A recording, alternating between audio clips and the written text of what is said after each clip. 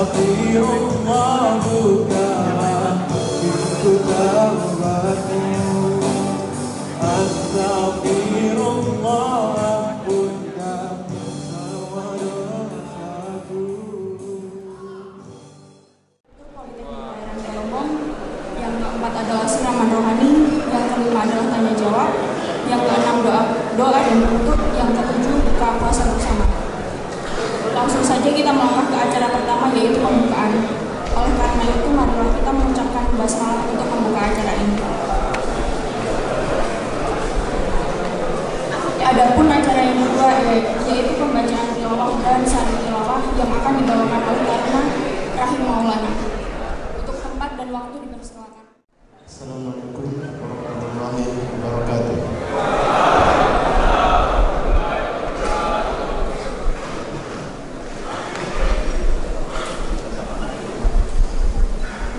A'udzu billahi minasy syaithanir rajim.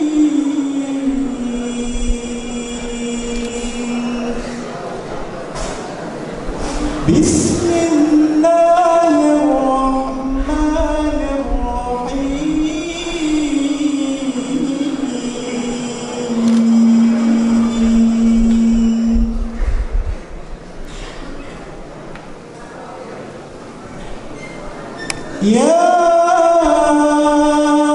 ayyuhalladzina amanu kutiba alaikumus shiyam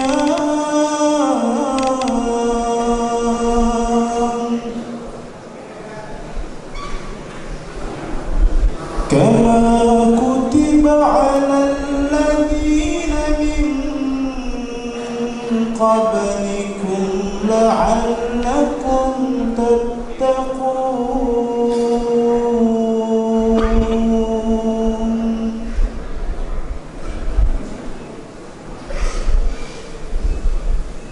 Ayyaman ma'dudat,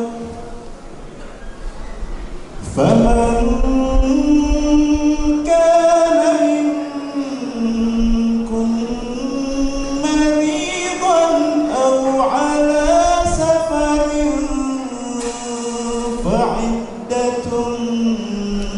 min ayyamin ukhar.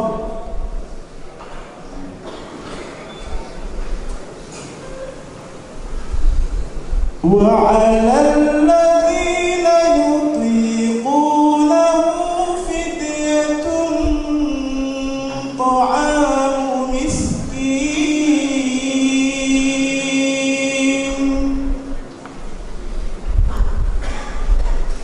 Faman tatawwa'a khairan fahuwa khairun lah, wa an tasumu khairun lakum in kuntum ta'lamun.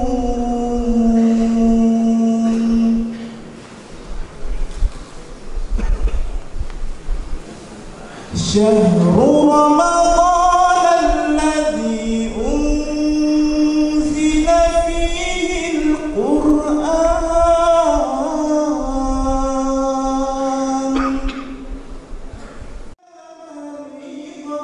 aw 'ala safarin fa'iddatun min ayyamin ukhar.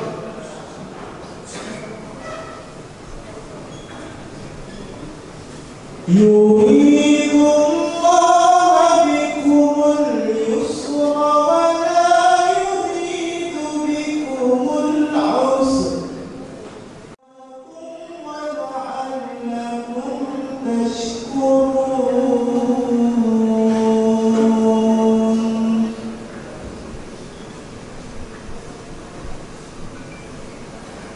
Wa idza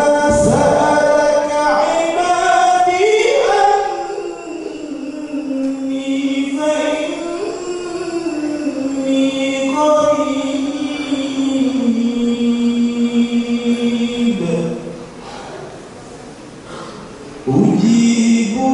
دعوة الداع إذا دعان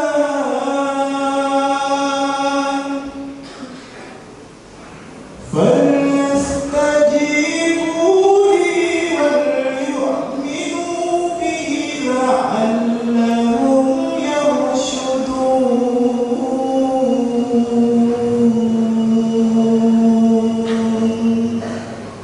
صدق الله العظيم.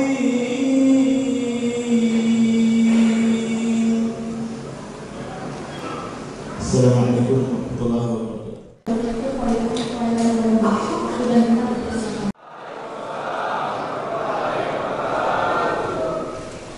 Yang terhormat Bapak narasumber kita Al-Ustaz Abdul Qadir Jailani SPDI, yang saya hormati para pejabat struktural dan fungsional yang hadir juga dalam kesempatan ini, hampir seluruh pegawai staf Politeknik Pelayaran Bangko, dan tentu saja taruna dan taruni yang saya cintai dan saya banggakan.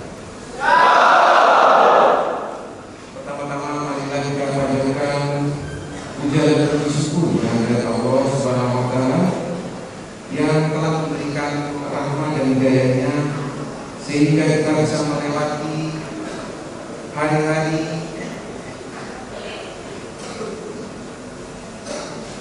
dalam kesempatan bulan suci Ramadan pada tahun ini.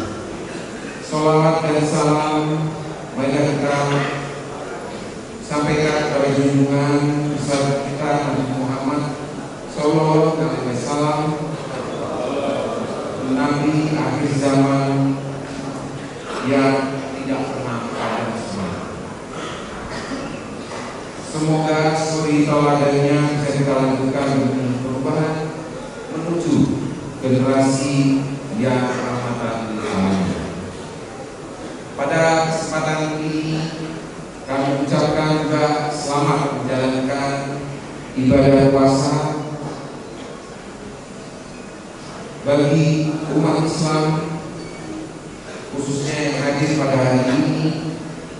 Kemudian juga kepada Ustaz Abdul Qadir Jailani yang telah menyempatkan waktu hadir dengan kita semua.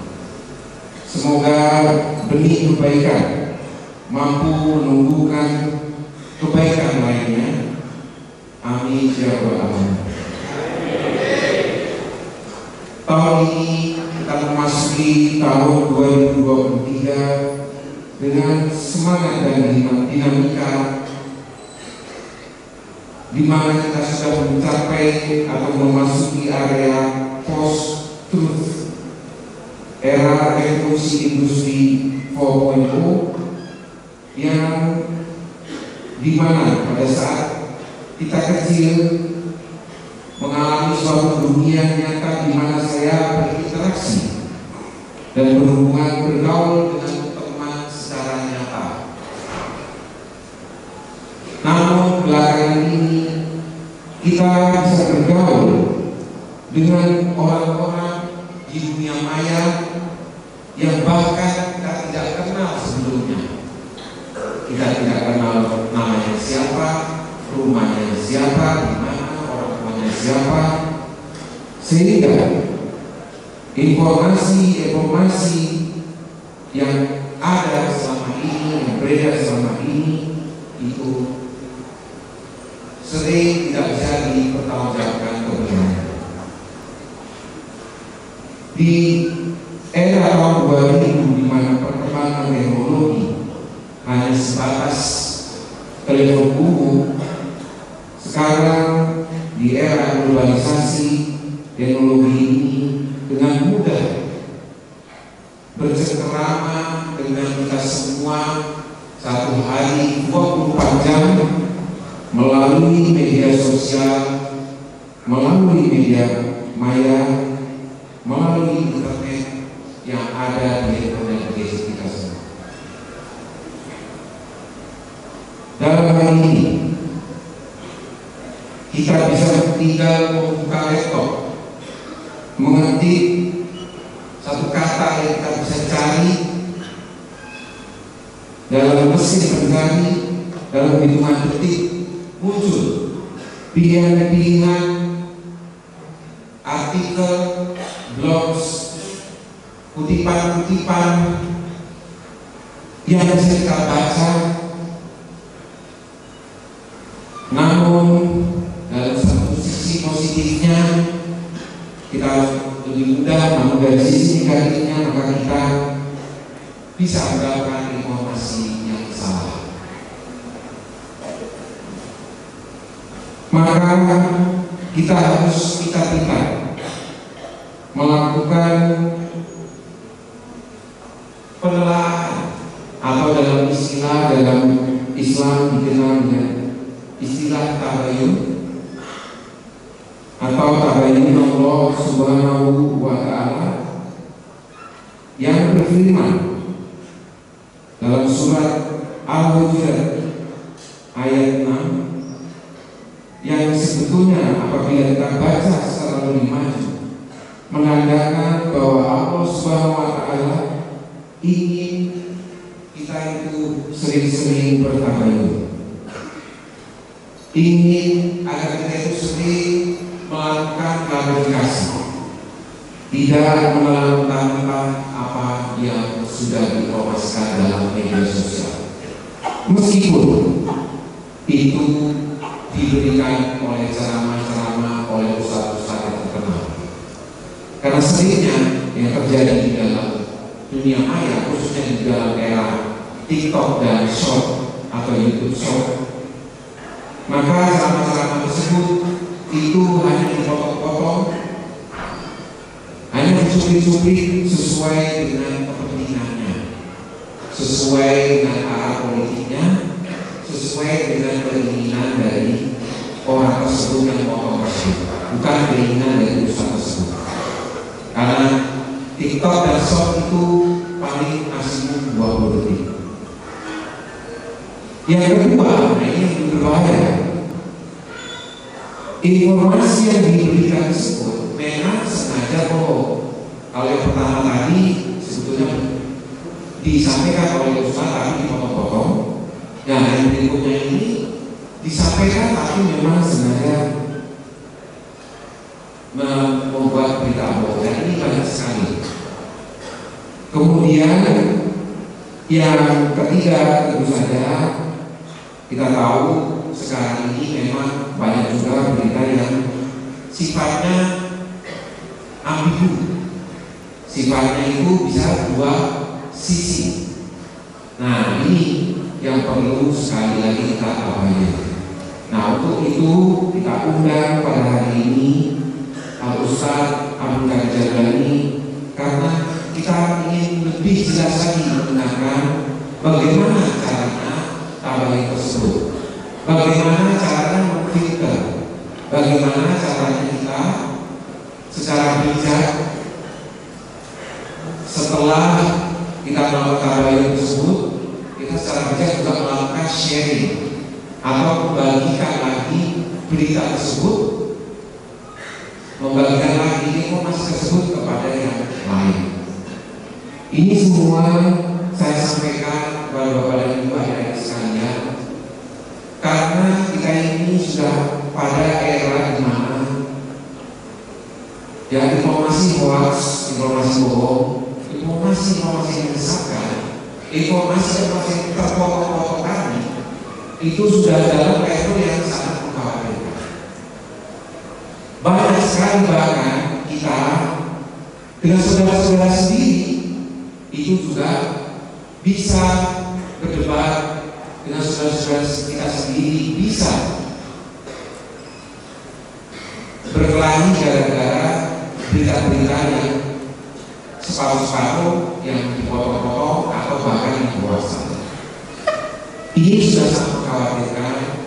Saya nggak ingin ya kita dalam keluarga kecil ini saja politik yang pun juga terpecah-pecah. Mungkin di antara tamu juga bisa jadi terpecah-pecah. Karena satunya menganggap yang di berita itu benar, yang satunya menganggap di berita itu salah. Padahal sekali lagi apa yang disampaikan itu itu semua perlu kabar, belum tentu benar. Meskipun diucapkan oleh Ustaz sekalian, karena kita seringnya itu dipotong-potong, disesuaikan sama keinginannya, sama kepentingannya, terutama yang hubungannya juga dengan politik. Tahun 2024 juga merupakan tahun politik, sehingga kita juga harus semakin hati-hati karena berita hoax itu akan semakin banyak. Saya tidak ingin keluarga kecil kita ini, keluarga Politekknik Pelayan Barombong, sivitas akademika Politekknik Pelayan Barombong terpecah karena itu. Gak usah baper, apalagi kalau hubungannya sama politik. Ya, yang terjadi beberapa tahun lalu juga ternyata pada saat kontestasi politik itu mereka saling menjelekkan, kita sekarang juga bersatu. Jadi apabila kita tak ada di sini, kita orang-orang di bawah ini berkelahi sendiri, padahal mereka sekarang bersatu. Kenapa mereka bersatu? Mereka sadar karena untuk mewujudkan Indonesia yang maju, membangun Indonesia memang perlu persatuan. Gak bisa kita terpecah belah. Nah, yang di atas bersatu ya kita juga harus bersatu dengan doa. Itu saja mungkin kata pembuka dari saya. Selanjutnya mungkin Al-Ustaz Abdul Jalur SPD yang ini bisa menjelaskan lebih detail lagi. Sedikit berita dengan acara ini yang tadi ini sedikit salah diucapkan oleh pembawa acara. Jadi kita ini tidak diperbolehkan, jadi instruksi dari Presiden tidak diperbolehkan melaksanakan buka bersama ya. Jadi acara buka bersama hari ini kita tiadakan. Memang karena tidak boleh sesuai dengan instruksi Presiden. Memang takjil dan makanan untuk buka puasa kita siapkan, tapi itu untuk dibawa pulang. Karena juga begitu nanti di dormitory masing-masing dan di masjid seperti biasa. Maaf, di ruang makan dan di masjid seperti biasa. Silakan kalau mau buka di sini nggak apa-apa, mau dibawa pulang juga nggak apa-apa.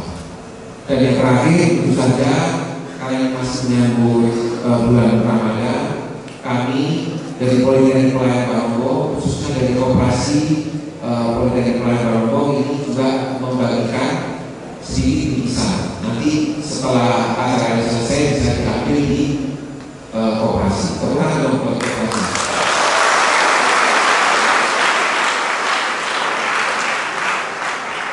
Demikian gambaran dari saya. Ditemani oleh Ustaz Abdul Qadir dari SDMPD dengan judul tulis dalam menyikapi informasi yang benar di era digital.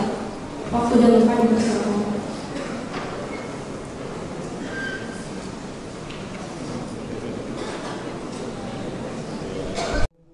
Warahmatullahi wabarakatuh.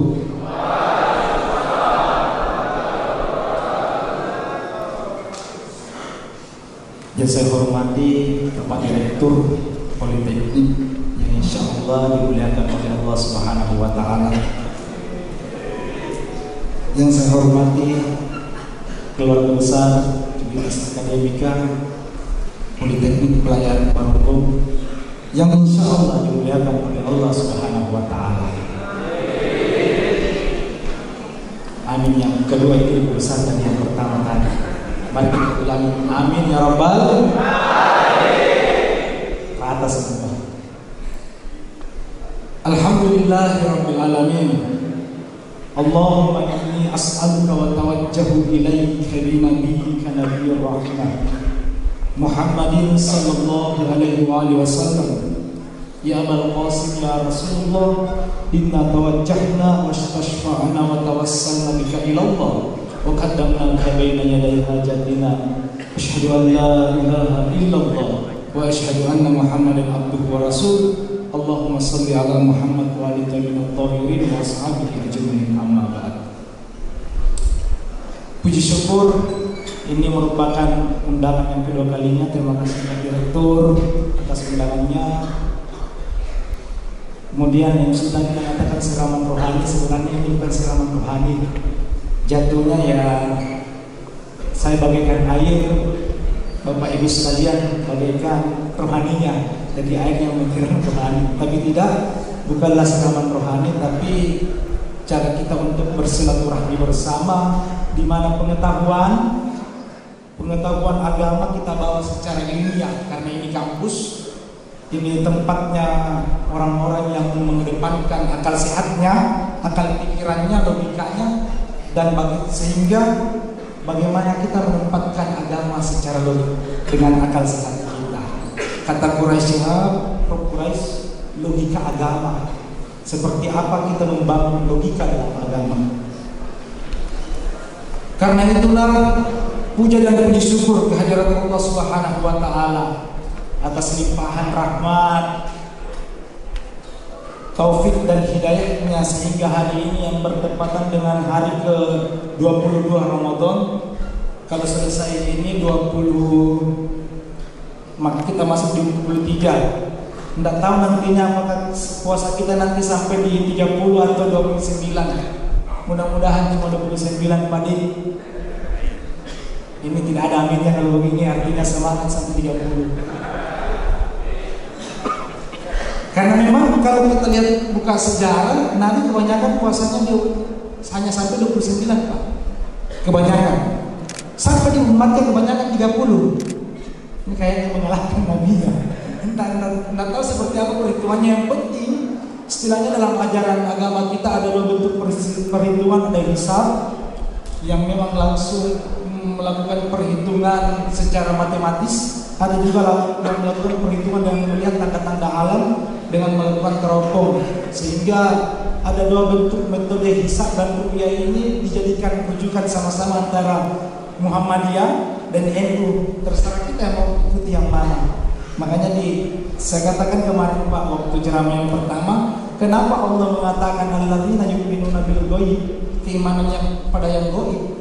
Ketika banyak pilihan-pilihan dalam hidup kita, terutama dalam agama, serahkan kepada hati nurani kita, di mana merasa nyaman dan tentram melaksanakan ajaran itu di sisi hati ini. Karena agama datang untuk menenangkan hati kita supaya tenang, sehingga nafsu mutmainnah, jiwa yang tenang ini enak menghadap kepada Allah Subhanahu wa taala. Biar juga baru-baru kita dapatkan pelajaran, kalau tidak enak kita laksanakan. Nah, salam dan salam kepada junjungan Nabi Muhammad sallallahu alaihi wasallam. Nabi yang karenanya kita mengenal Islam, Nabi yang karenanya membawa dari zaman kebodohan menuju zaman yang terang benderang sampai saat ini. Ini karena ini kampus, sebenarnya saya ulangi kepada itu, karena ini kampus, karena ini tadi suratnya kuliah umum, izinkan saya mengemas ini menjadi ceramah yang lebih ilmiah dari sebelumnya. Saya ingin memulai ceramah ini dengan satu perkataan Quraisy. Ada yang mengatakan, Ustaz, Quraisy itu liberal, anaknya itu menjual siapa? Saya ingin mengatakan seperti ini, itu pun masih panjang pembahasannya. Kalau kita mengatakan Najwa Shihab itu seperti apa dan lainnya, ya penafsiran ulama tentang menutup aurat itu berbeda-beda Pak. Kenapa saya katakan berbeda-beda? Ada yang mengatakan aurat itu batasannya yang hanya kelihatan muka dan telapak tangan. Ada juga yang mengatakan hanya mata. Ada juga yang mengatakan rambut bukan aurat. Bagaimana tadi yang ceramah saya kemarin di alumni, saya mengatakan seperti itu. Terus yang mana benar? Saya ceramah bersama dengan Pak Ahmad Abir itu, ada alumni, saya dipanggil juga, diundang juga. Jadi bukan penceramah, narasumber Pak. Supaya ilmiah sedikit.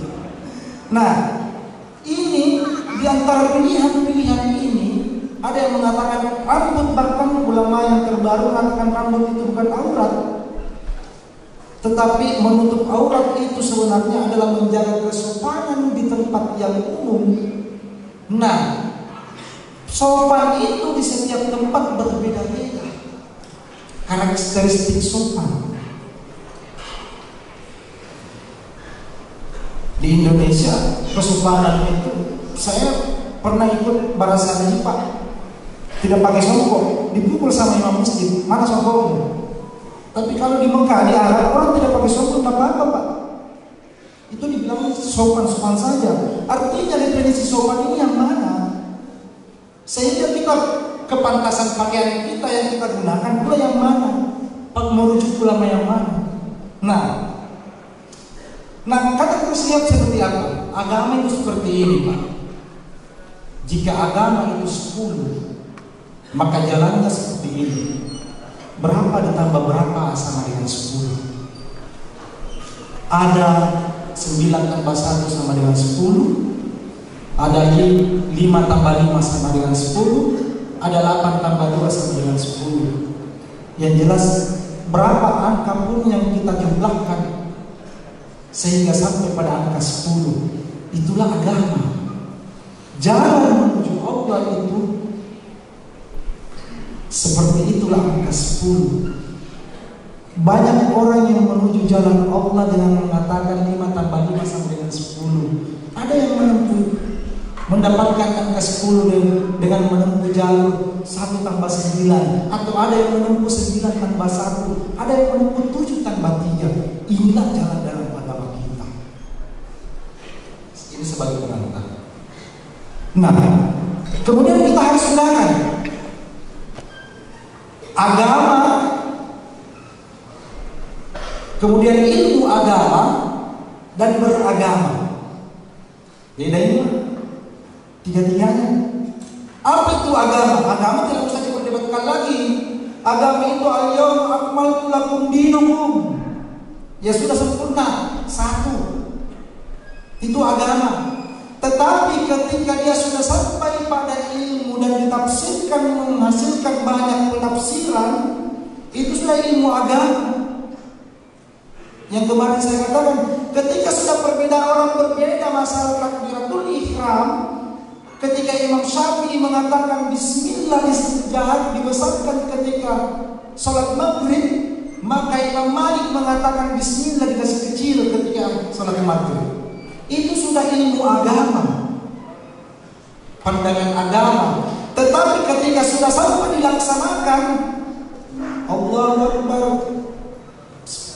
Alhamdulillahirabbil alamin, sudah sesuai antara pahaman agama dengan beragama, itu sudah beragama. Jadi ada pandangan, Pak. Nah, yang kita saksikan di medsos atau di media sosial itu ceramah-ceramah apa itu namanya? Agama atau ilmu agama? Apa? Yang bisa jawab bisa dibuka. Biasanya tidak saya tanggung, Pak. Bukannya bisa, tapi batal puasanya. Yang ceramah-ceramah atau konten-konten di media sosial itu yang kita dapatkan biasanya apa namanya? Ilmu agama. Kalau dia ilmu agama, berarti hasil penafsiran dari agama. Kalau dia hasil tafsiran dari agama, maka akan banyak perbedaan penafsiran dalam agama kita. Sehingga apa? Satu ilmu agama tentang membahas puasa misalnya gini. Contoh, kata puasa dalam Al-Quran. Ada 2 makna puasa dalam Al-Quran. 1, kutiba alaikumus syiyam, kata syiyam. Yang kedua, ketika Sayyidah Maryam, Bunda Maryam diperintahkan oleh Allah untuk puasa. Disebutkan kata puasa di surah Maryam dengan kata saum. Jadi 2, ada kata syiyam, ada kata saum, yang ketika di bahasa Indonesia kan bahasanya puasa. Satu dia artinya. Tetapi ketika dimaknai berbeda. Siam dalam bahasa Al-Quran bermakna berpuasa yang memiliki aturan main, yang memiliki waktu dan ketentuan. Yang kita lakukan sekarang ini adalah siam. Mulai dari al-imsak, waktu menahan. Ini juga imsak ini. Imsak ini kan belum B. Ini imsak sebenarnya tidak ada, Bu. Ya imsak itu yang menahan. Tidak usah bilang minum. tidak usah bilangin si paparong masih bisa ini imsak. Biasa, tidak ada imsak Pak. Yang penting azan, itulah waktu menang. Bagaimana Ustaz kalau masih ada 2 imsak ini, baru azan nih, selesaikan kehidupannya. Tidak apa-apa dia. Yang penting bukan cerutu Pak, karena cerutu bisa 1 jam selesainya. Nah, al-imsak. Ini al-imsak. Asyam itu ditahan mulai dari pada saat azan subuh sampai pada azan maghrib. Ini juga ada perbedaannya sedikit. Ini semakin saya belajar agama saya semakin bodoh. Kenapa? Kalau ada orang yang belajar agama merasa semakin pintar, jangan percaya Pak. Pasti semakin bodoh. Baru-baru saya temukan di kitab Al-Muwatta Imam Malik. Yang punya kitab Al-Muwatta Imam Malik silakan dicek di nomor hadis 560 berapa itu saya lupa, ada di buku saya, sebentar saya konfirmasi lagi. Yang jelas bunyi ayatnya seperti ini. Ini Pak Ahmad yang kemarin lupa saya sampaikan karena berbuka. Ini hadisnya ini. Saya bacakan terjemahannya. Dari Umar ke Utsman, para sahabat berbuka puasa pada saat gelap, tapi sebelum berbuka puasa mereka salat maghrib dulu baru berbuka puasa. Artinya buka puasa dulu baru salat maghrib dulu baru buka puasa. Sesaat itu Ustaz, ada yang mengatakan bid'ah itu Ustaz.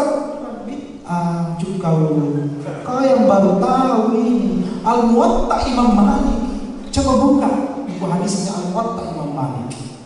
Nah, diperdebatkan oleh para ulama, bahkan di grup Korus Mubalik diperdebatkan. Kenapa? Perdebatannya begini, saya bocorkan isi perdebatannya. Yang mana duluan berbuka atau salat maghrib duluan? Kalau kita merujuk di Al-Muwatta Imam Malik, salat duluan, maghrib duluan, baru buka puasa. Cara menyimpulkan hukum seperti ini. Apa hukumnya berbuka puasa? Wajib. Kalau tidak buka dosa. Itu kalau wajib, bukan wajib. Karena ketika selesai malam sudah puasa dengan sendirinya batal Pak. Makan itu bukan arti membatalkan puasa itu makan. Jadi berbuka itu ya berbuka, waktu berbuka ya itu ketika jam sudah malam itu sudah buka itu. Tetapi batalnya membatalkan puasa itu makan. Jadi bedakan itu Pak. Ketika kita malamnya ketidur jam 6 tidur atau jam 5 tidur, ketiduran sampai jam 7 malam, itu sudah berbuka itu. Walaupun belum makan, waktu berbuka otomatis puasanya sudah buka. Nah, para mubalik mengatakan apa hukumnya salat maghrib? Apa hukumnya? Wajib. Hukumnya berbuka sunnah. Sunnah atau wajib? Wajib bagi yang lapar. Pertanyaannya adalah yang mana lebih utama, kewajiban atau sesuatu yang harus? Yang anggaplah buka puasa itu yang diharuskan. Tetapi di atas itu keharusan ada kewajiban. Yang mana lebih utama, keharusan atau kewajiban? Kewajiban. Jadi sepakat dengan Imam Malik, salat maghrib dulu baru buka. Iya kan? Mana didahulukan? Yang saya mau katakan apa pada kesimpulan ini? Ternyata dari informasi yang saya dapatkan baru saja saya sampaikan kepada Bapak Ibu sekalian, betapa luasnya ilmu agama. Sehingga kita berhenti pada satu kebenaran. Ketika kita berhenti pada satu kebenaran, maka kita akan menutup diri pada kebenaran yang lain. Satu kuncinya dalam bermedia sosial dalam beragama, jangan menganggap pahaman agama yang kita pegang sebagai kebenaran mutlak. Karena kebenaran mutlak hanya milik Allah dan Rasulnya. Karena agama yang kita pahami adalah agama yang sudah ditafsirkan. Agama yang untuk itu sendiri adalah ada pada Muhammad al-Mustafa sallallahu alaihi wasallam. Kenapa kita agama yang sudah ditafsirkan? Sudah banyaknya perbedaan dari para ulama tentang apa agama yang kita paham sekarang ini. Ada yang bersolat seperti ini asana. Itu pandangan agama yang kita coba laksanakan dalam kehidupan sehari-hari kita. Ada yang mengatakan bahwa hijab itu harus tertutup ini, itu juga pandangan agama. Ada yang mengatakan tidak harus begini saja, itu juga pandangan agama. Itu tafsiran agama. Tapi kalau kita menyebut ini yang pendidikan di madrasah sampai di gelar-gelar promosi doktor dan profesornya yang menempuh jalur agama. Jamaah sekalian yang insya Allah dimuliakan oleh Allah Subhanahu Wa Taala. Ini pengantar, Pak. Kenapa panjang pengantarnya? Karena masih lama buka. Saya tadi ditelepon, Pak, mulai jam 4 acaranya. Langsung ceramah itu. Dan tempatnya juga Ustaz. Saya khawatir, Pak Direktur. Kalau langsung ceramah, Ustaznya buka duluan. 2 jam cerita. Nah, jamaah yang insya Allah dimuliakan oleh Allah Subhanahu Wa Taala. Nah, untuk itulah kita harus mampu membedakan antara mana agama. Agama itu ada pada Nabi. Makanya kita ketika Aisyah ditanya seperti apa akhlak Nabi, ya seperti Al-Quran. Ini juga yang harus saya bisa menjawab atas isu Pak Direktur. Ketika Al-Quran Allah turunkan kepada Nabi, apakah secara sedikit atau keseluruhan? Sedikit. Ada yang mengatakan, Pak, pendapat para ulama mengatakan Al-Quran diturunkan secara sedikit demi sedikit kepada Nabi. Tapi kebanyakan bersepakat berpendapat secara keseluruhan Allah turunkan kepada Nabi. Tapi Al-Quran untuk disampaikan kepada umat Nabi itu berangsur-angsur. Makanya ketika Al-Quran mengatakan maka kami, ketika ada ayat Al-Quran yang mengatakan membawa kata kami, artinya kami. Yang mana benar? Yang benar, yang paling mendekati yang saya sepakati di situ adalah bahwa memang Al-Quran secara keseluruhan turun kepada Nabi, tapi keluarnya kepada umatnya itu secara konteks umatnya. Seperti apa kebutuhan umatnya pada saat itu. Makanya ada istilah asbabun nuzul. Nah, jamaah sekalian yang insya Allah dimuliakan oleh Allah Subhanahu Wa Taala. Nah, keadaan yang paling banyak bermasalah di antara kita, yang paling banyak bermasalah di antara kita adalah tidak bisa membedakan antara agama dan ilmu agama. Kita sering ribut di media sosial ilmu agama. Baru-baru saya ada konten, Pak, saya temukan tentang buka puasa. Ada satu ustaz posting konten mengatakan Allahumma lakasumtu wa bika amantu. Itu hadis dhaif. Yang benar adalah sahabat zamaka. Setelah saya cek hadisnya, dua-duanya dhaif, Pak. Dua-duanya dhaif. Dua-duanya dhaif. Nabi bilang di kontennya mengatakan begini, masih zaman doa dengan menggunakan Allahumma lakasumtu. Nah, begitu pembukaannya. Artinya orang memang membuat pada saat itu menggugah keyakinannya yang sebelumnya kan, masih zaman menggunakan doa seperti itu. Ternyata hadis itu, doa itu dari hadis Nabi dhaif, diragukan kebenarannya. Nah, cek per cek, ketika dia di akhir dia mengatakan ternyata yang sering dikatakan dibacakan Nabi ketika buka puasa yaitu sahabat zaman. Setelah saya cek kembali itu hadisnya dhaif juga. Saya komentar, tolong hadisnya juga dhaif, dihapus postingannya. Nah, ini makanya agama kembali mengajarkan kepada kita tentang tabayyun. Karena hoax di media sosial sudah ada sejak zaman Nabi. Kenapa sudah ada zaman Nabi? Banyaknya hadis-hadis palsu, hadis-hadis yang diproduksi untuk kepentingan pribadi, ambisi pribadi, merupakan satu hoax yang disampaikan dalam lintas sejarah Islam kita. Salah satu hoax adalah tuntutlah ilmu di negeri Cina. Ada yang masih percaya bahwa itu adalah hadis. Utlubul ilmu walau bisin. Atau ada yang baru tersadarkan sekarang ini, itu bukan hadis, Pak. Itu peribahasa. Penyair-penyair orang Arab dulu, jadi orang Arab dulu itu suka bersair. Karena seringnya bersair, Akhirnya tidak bisa membedakan yang mana hadis karena bagus sekali bahasanya, yang mana hadis, yang mana syair. Iya, setelah masa itu berilmu walaupun betul ilmu di dalam Cina. Itu saya iya, cek saja. Silakan cek di semua kitab-kitab hadis. Kalau tidak ada, datang lagi saya bilang tidak ada. Tolong cek di Sahih Bukhari. Baca begitu Sahih Bukhari banyaknya. Al-Muwatta Imam Malik, baca semua kitab-kitab hadis. Kalau tidak ada, baru datang lagi ya. Nah inilah yang saya bilang, hoax itu memang diproduksi sejak zaman Nabi, sejak dari dulu. Cuma konteks dan zamannya berbeda. Kenapa berbeda? Kita sekarang berada, kata Pak Direktur tadi, di era post di era digital, di mana informasi itu penyebarannya berkali-kali lipat lebih cepat daripada sebelum era digital. Konsekuensinya apa?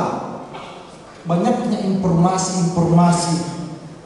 Banyaknya informasi ini yang datang kepada kita sebagai umat Islam. Agama kita mengajarkan dua hal, wara dan tabayyun.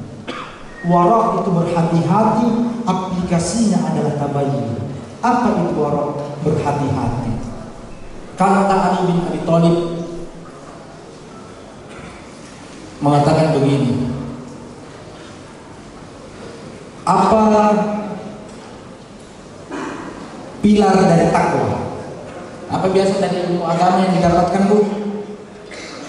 Barusannya ada perempuan selia di sini. Kemarin juga ada, jadi saya akui bahwa kalau baru di kampus ini saya ceramah, saya tampil lebih cantik dosennya, stafnya dibanding mahasiswinya. Ya, karena memang tidak ada mahasiswinya. Ada? Oh ada tahu? Oh ya, sama-sama cantik kalau begitu. Tidak ada. Jangan sampai ini akan dipotong lagi. Nah, ada di belakang ternyata. Nah, harus di depan supaya saingannya jelas. Nah, kita ini berada pada zaman di mana informasi begitu cepat dan begitu liar. Kenapa begitu liar? Tontonan yang seharusnya tidak disaksikan oleh anak kecil bisa disaksikan oleh anak kecil. Tontonan yang seharusnya bisa tidak disaksikan oleh perempuan ataupun laki-laki bisa disaksikan oleh seorang laki-laki ataupun perempuan. Artinya apa? Seperti apa posisi agama kita kalau kita mengatakan agama itu jalan hidup? Pertanyaannya adalah bagaimana agama menjadi jalan hidup di era model postur sekarang ini? Jangan sampai kita pisahkan agama hanya sebatas ibadah, sementara zaman sekarang ya ini pisahkan itu. Allah ya Allah, kehidupan sosial tidak ada hubungannya. Kalau seperti itu cara kita, maka pandangan kita seperti kaum Mu'tazilah yang mengatakan kita berlepas diri dalam kehidupan sosial kepada Allah Subhanahu wa taala.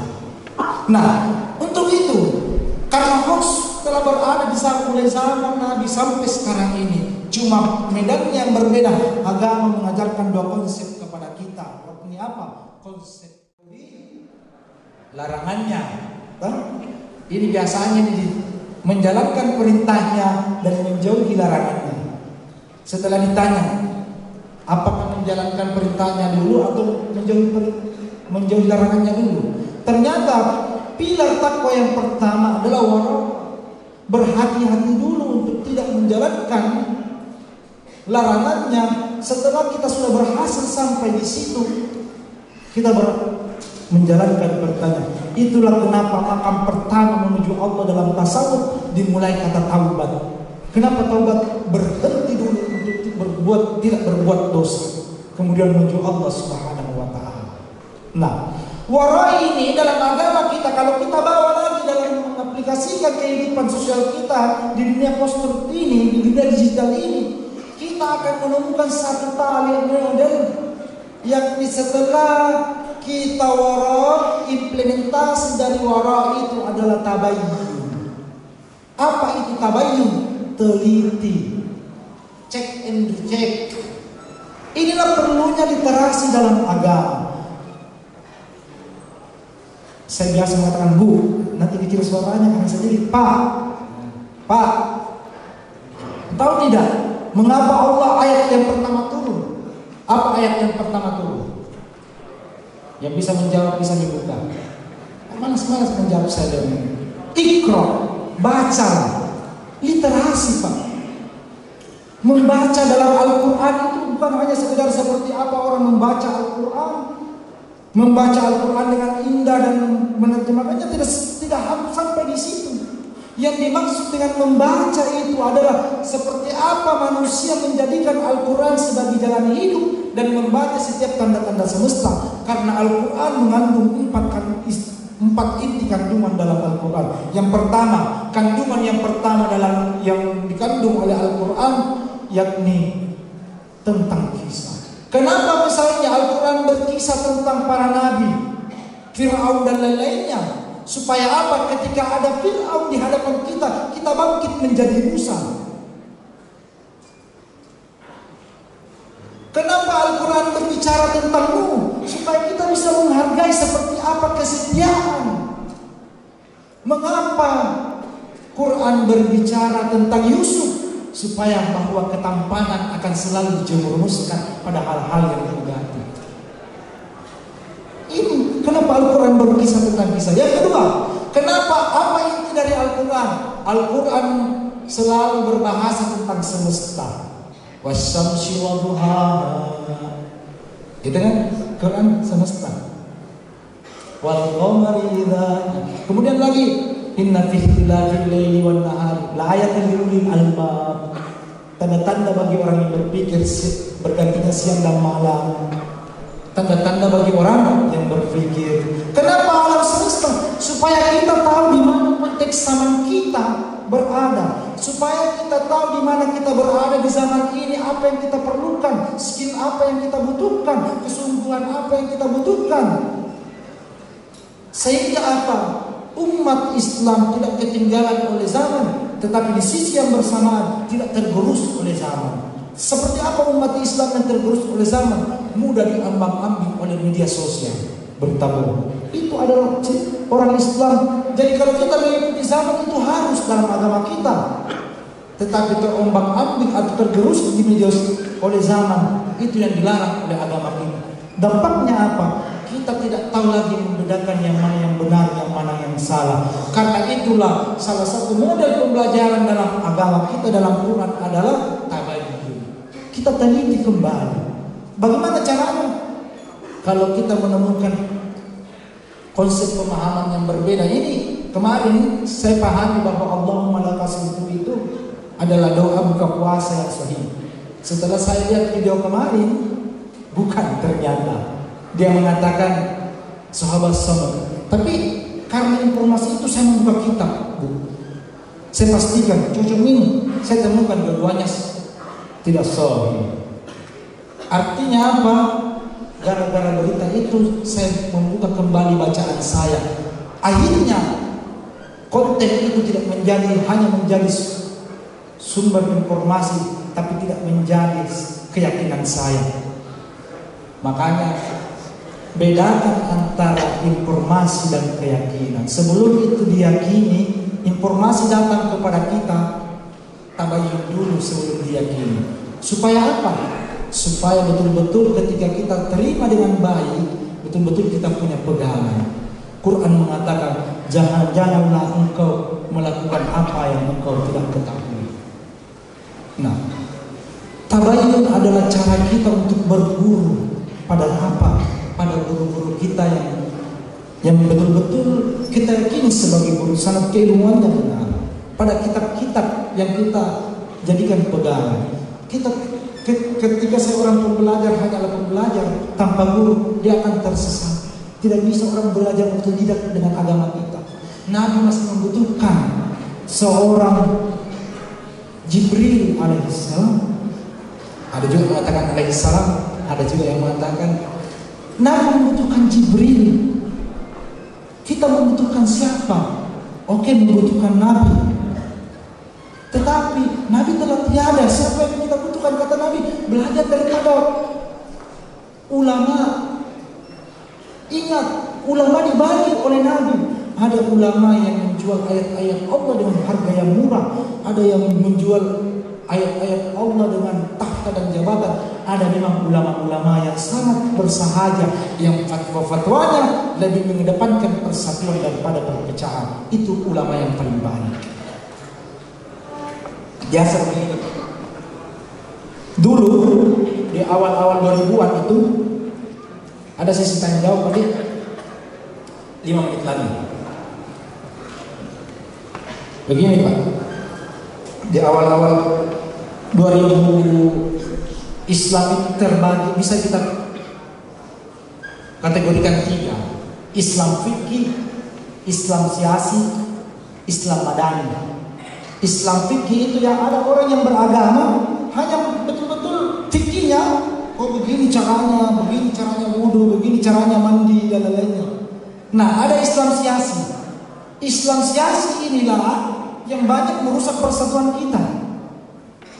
Menyebut Islam siasi menurut para ulama adalah ketika misalnya seorang caleg atau politisi mengatakan seperti ini, saya datang ke masjid ini, saya mau menyumbang 10 juta, tapi harapannya ini untuk diterima, dicoblos.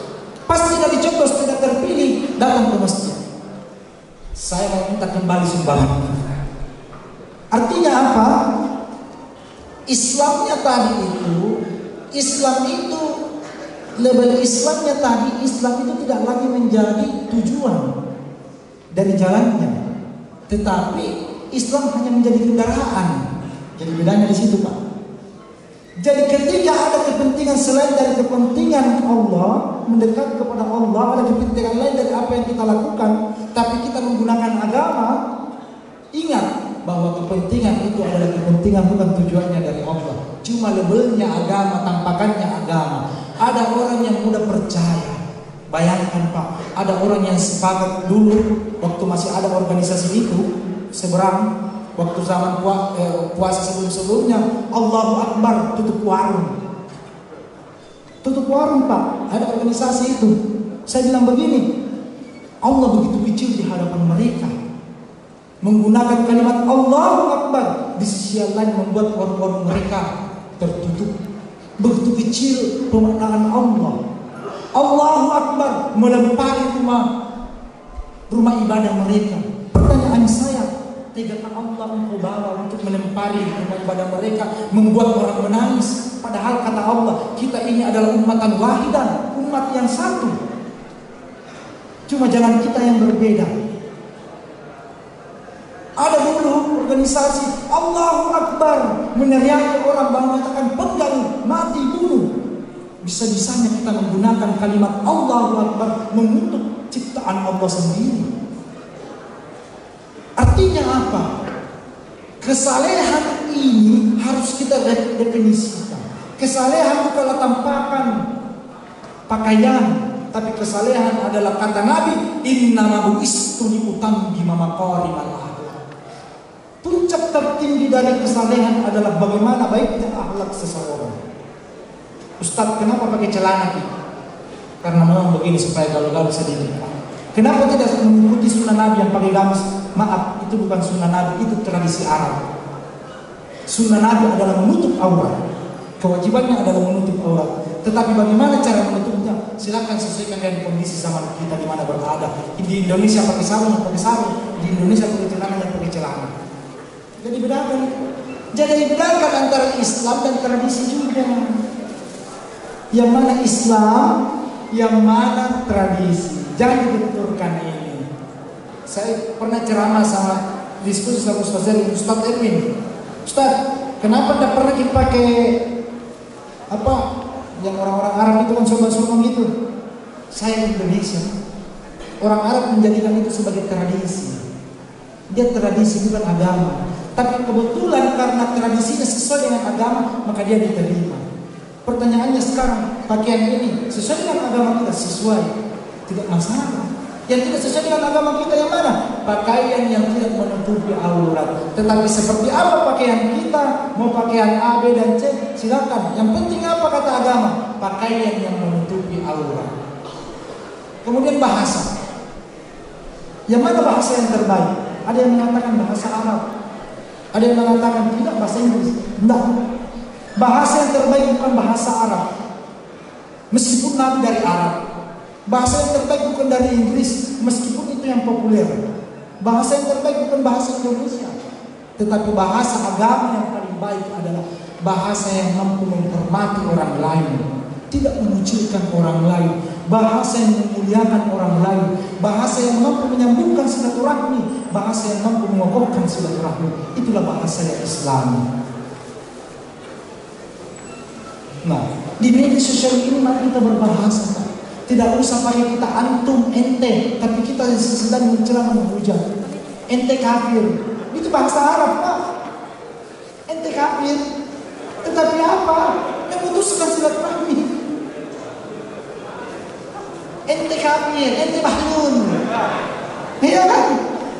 Itu bukan bahasa Islami. Bahasa Islami ada al-muslimu man saliman nasu min lisanihi wa yadihi.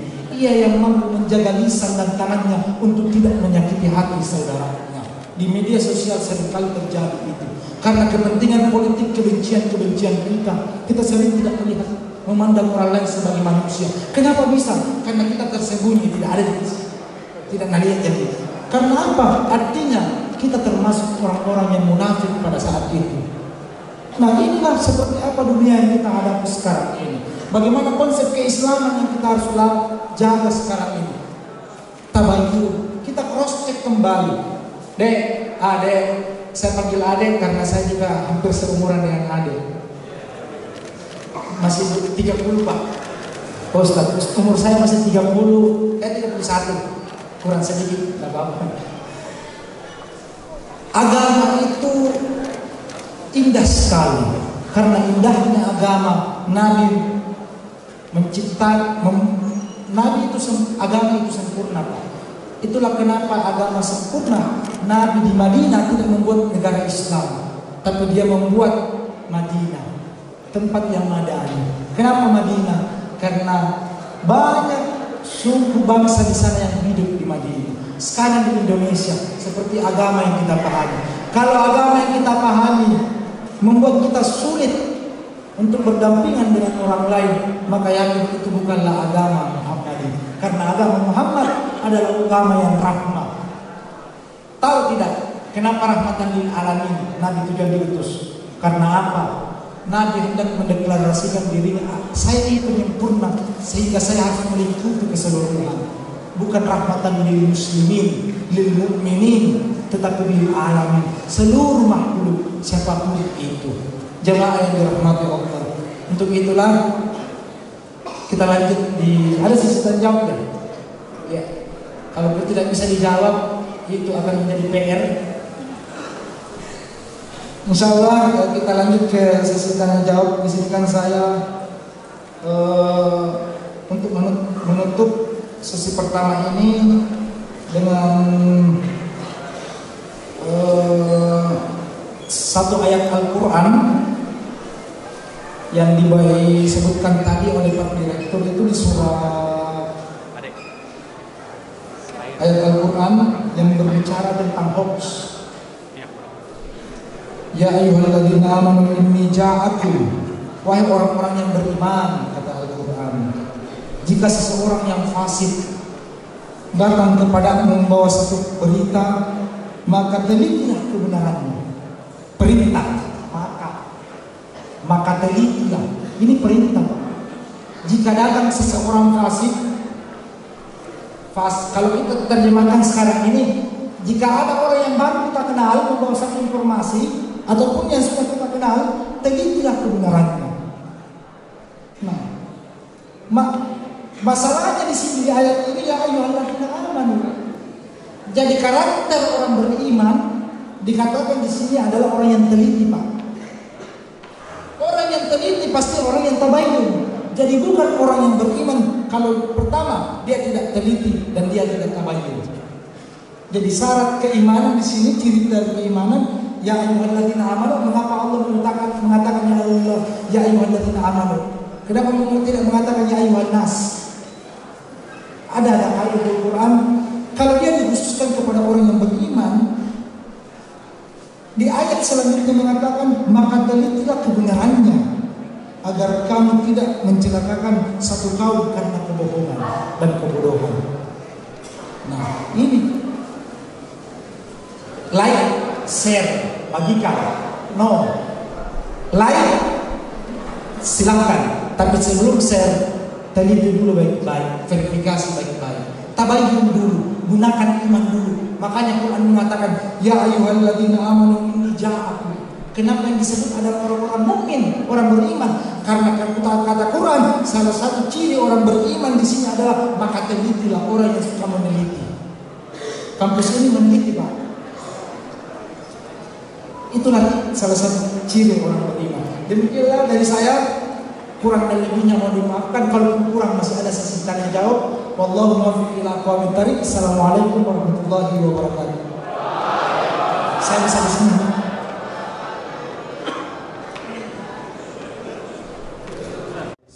Assalamualaikum warahmatullahi wabarakatuh. Syukur Ustaz atas kesempatan yang diberikan. Alhamdulillah pada hari ini kita masih senantiasa bisa ngopi bareng dalam arti ngobrol perkara informasi.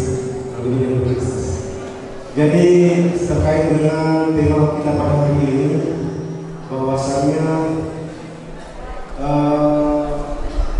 kita ketahui bersama bahwa era media saat ini, prinsip yang menjadi acuan dalam media saat ini adalah berita yang buruk adalah berita yang baik. Terlepas apakah berita itu mendidik atau tidak, itu tidak penting.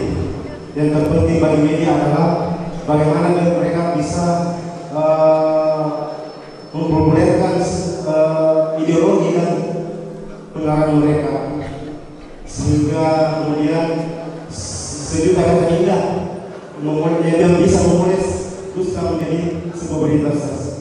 Jadi terkadang kita dalam kehidupan kita sehari-hari dalam menyelesaikan perkara kita, tadi sampai kita bahwa kita harus banyak literasi agama. Namun pada kondisi saat ini, ketika kita ingin mencari sebuah literasi terkait agama, kita lebih banyak mencari kebenaran daripada mencari sebuah kebenaran. Bagaimana saya sebutkan tersebut? Assalamualaikum warahmatullahi wabarakatuh.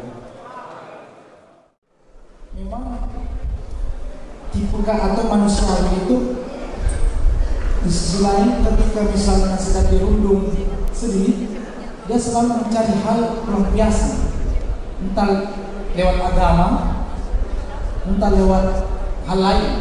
Minuman pun yang dilarang pun seperti itu. Nah, problemnya adalah ketika dia lewat agama, ini saya menariknya tadi pengantarnya karena kita dihantar pada sebuah bahwa ini konten-konten agama ini datang dengan tidak tunggal, Pak. Kenapa tidak tunggal? Datang dengan berbagai maksud dan ideologi. Ada ideologi takfirisme. Apa itu ideologi takfirisme? Agama di Indonesia sudah masuk, Pak. Agama kebenaran tunggal. Sering diidentikan dengan Wahabisme. Teman-teman, para dosen bisa buka di Litbang Agama itu ada penelitian dosen kemarin, penelitiannya begini, Pak. Di dengan Litbang, termasuk saya penelitinya. Dari 10 anak SMA di Sulawesi Selatan, 1 orang mau bunuh diri. Artinya kalau 100 ada 10 orang. Pertanyaan saya, mereka mau rela seperti itu untuk tanda petik hanya untuk membela agama? Gara-gara apa? Ya gara-gara dakwah yang hanya mementingkan satu kebenaran. Kenapa? Kurang memaknai yang namanya konsep jihad dan hijrah. Sekarang di media sosial hijrah fest, ya kan? Anak muda itu harus hijrah. Tunggu dulu, Pak, apanya hijrah ini? Kalau hijrah dari Barongsai ke Talwa itu bisa. Apakah hijrah yang dimaksud itu adalah itu dalam agama? Alladzina hajaru wa jahadu fi sabilillah. Hijrah dan jihad itu jalan menuju Allah. Iya. Tetapi konsep hijrah itu yang mana dan konsep jihad itu yang mana? Nah, kalau kita Kalau agama takfir mengatakan hijrah itu ya pokoknya begini, ini yang benar gerakan sholatnya. Makanya biasa kalau ada di masjid gerakan sholat yang benar dan ini saya robek Pak. Kenapa saya robek? Saya takut ada jamaah yang lain tersinggung tidak sepaham dengan ini Pak. Saya bilang jangan dipasang lagi yang begini Pak. Kecuali ada mengatakan gerakan sholat yang benar menurut bla bla bla Imam Syafi'i atau Imam Maliki boleh. Tapi tolong saja kalau tempatnya kalau di Indonesia tempat Imam Mazhab. Nah bilang Ustaz pun saya itu poster tidak apa-apa ini. Orang biasa kaligrafi dia pun poster. Tata cara Imam Syafi'i, tata cara Imam Maliki. Ya harus begitu Pak. Nah, yang masalah adalah kebenaran tunggal. Hijrah dalam Al-Quran. Apa makna hijrah? Hijrah itu perpindahan minas zulumati ilal nur, dari gelap gulita menuju terang menderang. Kalau kita pindahkan pada jiwa kita dari jiwa kemarin yang sempit untuk menerima perbedaan menuju jiwa yang luas untuk menerima perbedaan. Itu yang pertama, hijrah yang pertama. Hijrah yang kedua, yang kemarin menjadi pemarah menjadi pemaaf. Ada orang semakin pintar agamanya ditentang marah-marah Pak. Itu tidak hijrah. Ilmunya hijrah, tetapi diri hakikat dirinya tidak hijrah. Kalau ada orang, oh ini benar, bila teman berdebat agama, tidak, saya pernah dibilang kafir Pak. Dia pakai sorko, alim sekali, tapi Anda kafir, Anda liberal. Kenapa ceramah Anda seperti itu? Enggak apa-apa, saya kafir, saya liberal. Yang penting apa? Satu, innamal mu'minuna ikhwah wa qasimu bihablillahi jami'an. Kita bersatu bercerai-berai. Apa kata Imam Syafi'i? Saya mengutip pernyataan Imam Syafi'i. Imam Syafi'i mengatakan, ketika mencintai keluarga Nabi aku disebut kafir dengan bermaulid, maka biarkanlah saya hidup dalam kekafiran. Yang penting saya mencintai Nabi. Kalau saya berdakwah dan saya dituduh kafir dan lainnya, biarlah saya dituduh kafir dan lainnya. Yang intinya apa? Dakwah saya al-ikhwan, innamal mu'minuna al-ikhwan wa qasimu billahi jami'an. Merujuk pada persatuan, merujuk pada kebersamaan. Nah, hijrah itu dalam Al-Quran adalah bukan perpindahan pakaian yang kemarin berbahasa lebih sering berbahasa Indonesia, kemudian lebih sering berbahasa Arab. Hijrah itu bukan yang kemarin tidak pernah pakai songkok, sering pakai songkok. Yang kemarin tidak ada hitam-hitamnya di sini, akhirnya hitam-hitamnya di sini. Bukan itu hijrah Pak. Hijrah yang mana? Perpindahan hati minas zulumati ilal nur, dari yang sempit menuju yang luas. Kalau misalnya kita ditanya ketika kita mengatakan hijrah, ketika ada pertanyaan, sudahkah engkau di dekat rumahmu dibangun gereja? Kita mengatakan tidak sudi. Itu bukan hijrah Pak. Karena apa? Tasmimu bihablillahi jami'an. Tali agama Allah. Apa maksudnya tali? Mulai dari Adam alaihissalam Allah menurunkan agama. Cuma nantinya yang membawa yang berbeda-beda. Sehingga karena anak yang berbeda-beda, kenapa tidak kita saling memaklumi? Inilah yang dimaksud dengan toleransi beragama di Indonesia. Kenapa di Indonesia toleransi jenis beragama seperti itu? Karena kita hidup bukan hanya Islam, tapi ada Kristen dan agama-agama yang lain. Nah, tetapi di Indonesia ada takfir yang masuk kebenaran tunggal. Untuk apa misinya seperti itu? Untuk memperandakan kita. Libya hancur gara-gara agama kok. Bukan agama, pandangan agama kok. Palestina hancur gara-gara pandangan agama. Kenapa saya katakan begitu? Palestina, teman, ada kemarin kita Palestina datang ke kampus mengatakan begini, ada yang mau khilafah,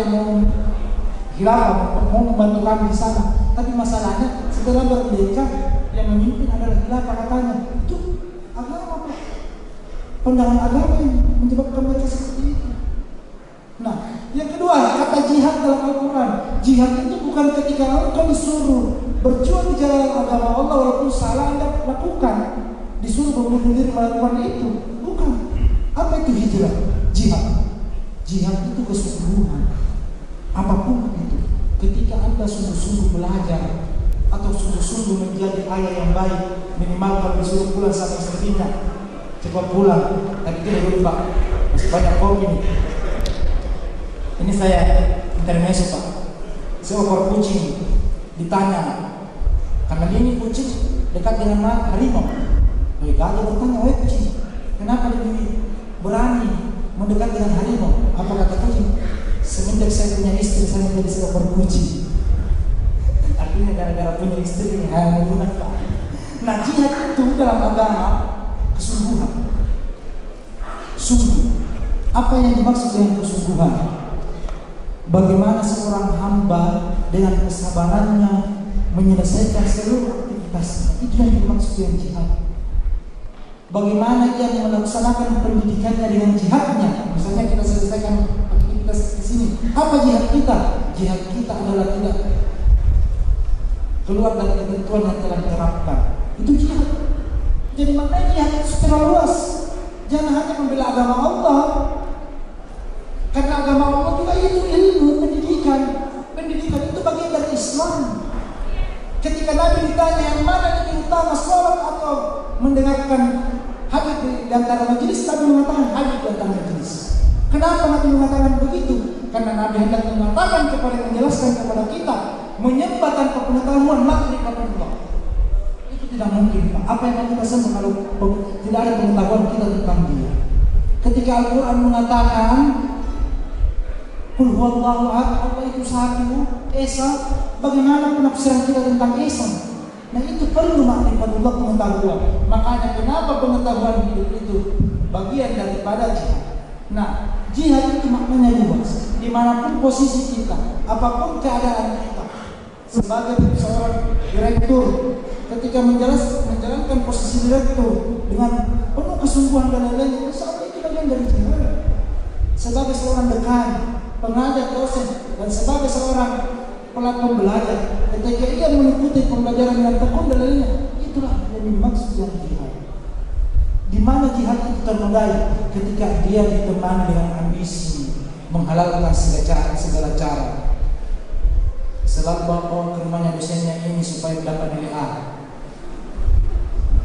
Di kampus itu biasa ujian proposal bawa tentengan banyak-banyak. Isinya apa? Kalau pulang ke rumah ini ada misalnya Amanda misalnya, ada Amanda misalnya. Itu baru sudah Amanda, artinya sudah ujian proposal itu. Amanda ini supaya dici-dici nilai. Nah, yang bisa yang kadang membuat kita keluar dari istiqomah kita dalam jihad kita adalah ambisi kita yang keterlaluan, melebihi dari kemampuan kita. Sehingga apa kita melanggar batas-batas yang tidak seharusnya kita langgar. Nah, ini Pak, ini panjang sekali nih. Ya, ada lagi yang mau bertanya untuk kita penyemangat. Ada sekarang penyemangat Pak. Saya mau nyanyikan di sini bisa? Asyhadu an la ilaha illallah. Itu penyemangat Pak. Kenapa saya bilang penyemangat? Orang yang lesu akhirnya mana membuka. Oke, ada lagi.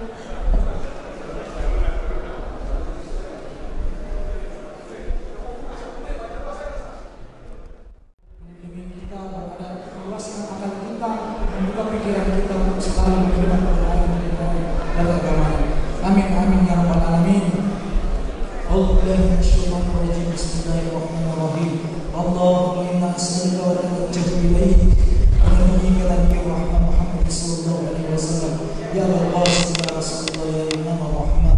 Allahumma ya muqallibal qulub wal absar, ya mudabbiral layli wan nahar, ya muhawwilal hawl wal ahwal, hawil hadana ila ahsani ya ma'al karimah wa hazmal ahzab ya mufattihal abwab ya musabbibal asbab sabib lana sabab dan istighfirullah talaba bi haqqi la ilaha illallah subhanaka la ilaha illa anta al-amalul aman al-gawf al-islam ya rabb. Allahumma rabbana atina fid dunya hasanah wa fil akhirati